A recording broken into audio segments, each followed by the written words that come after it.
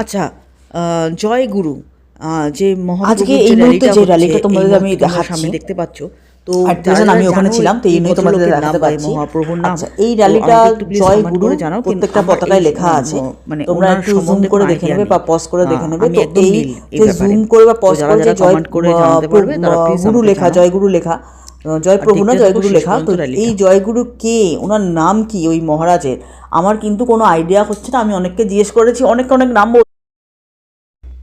অনেকে অনেক নাম বলছে, কিন্তু এক্স্যাক্ট নামটা কি সেটা কিন্তু আমাকে একটু জানাও, ঠিক আছে?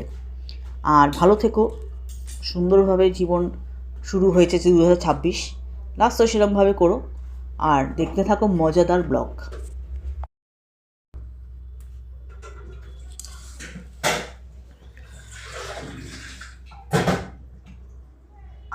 এরপর আমি চলে গেছিলাম সাউথ সিটি।